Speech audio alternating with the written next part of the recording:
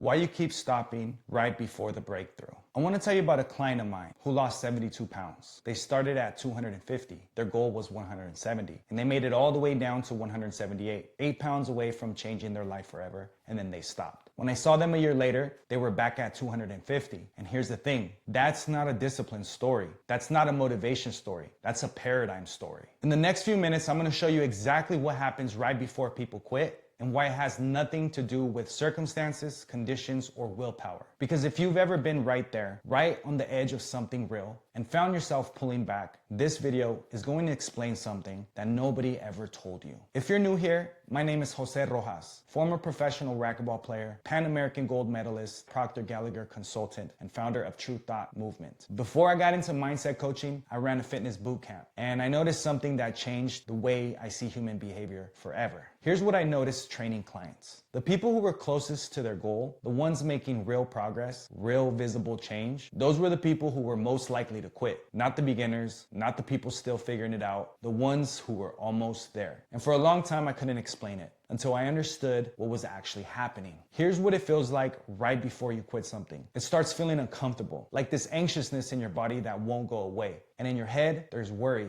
doubt, fear, and it's coming from everywhere. And here's the thing, if you just stop, if you just quit, that discomfort goes away immediately. And that feels like relief. So your brain starts giving you reasons, situations, memories, all of them pointing to one conclusion. It's okay to stop.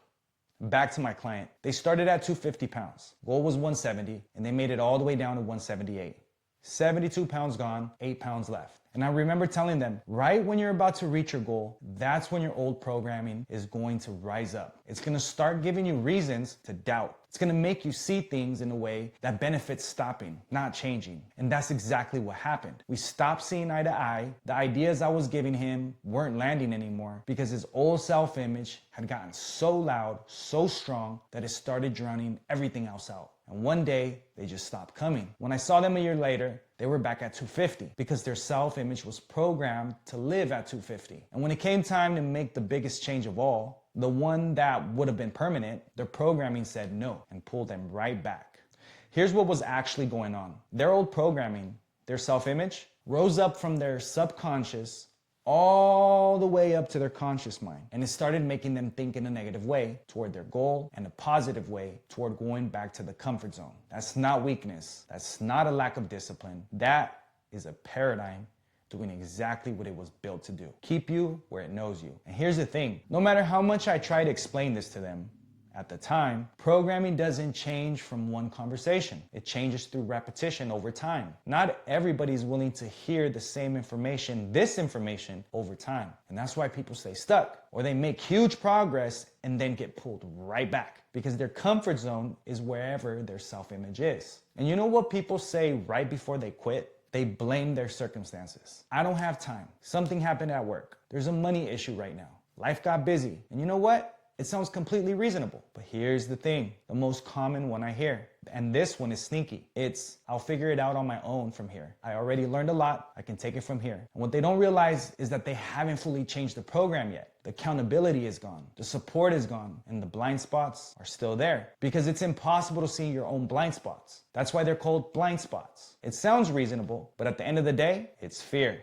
Because you can always find a way to make something happen if you really want it. Here's what changed everything for me. I became aware of my paradigm. I started noticing when it was coming up, when my circumstances were starting to control me instead of me controlling them. And one small thing showed me this works. I wanted to start reading, but I was not a reader. I never read. And I always found reasons why I couldn't get it done. But then one day I stopped saying I'm going to start reading and I said, I am a reader, not I'm going to become one, not I'm trying to be one, I am one right now. And something in me shifted. I noticed that I started pulling ideas toward me, finding pockets of time I didn't know existed. And I started following through in ways I never had before. And I stayed with it. Not until it got easy, but until it got normal. Until it became part of my subconscious, part of my programming, part of who I was. That's when everything changed. Here's the big idea. When that wall comes up, when it feels uncomfortable, when you start getting all the reasons to stop, that's not a sign to quit. That's a sign that you're at the edge of your old self-image. And if you just keep going, even though it feels wrong, even though everything in you is saying stop, your self-image will eventually change. And that discomfort will become comfortable. And it will become your new normal, your new permanent result. The goal is not just to change a result once. The goal is to do the thing long enough until it becomes routine, until it becomes part of your life, until it becomes who you are. That's when results actually finally change. If you've ever been right there, right on the edge, and found yourself pulling back, you weren't weak. You weren't even lazy. Your programming was doing exactly what it was built to do. But here's what most people don't know. That programming can be changed. And I put together a free training that goes deeper into exactly how to identify what's been pulling you back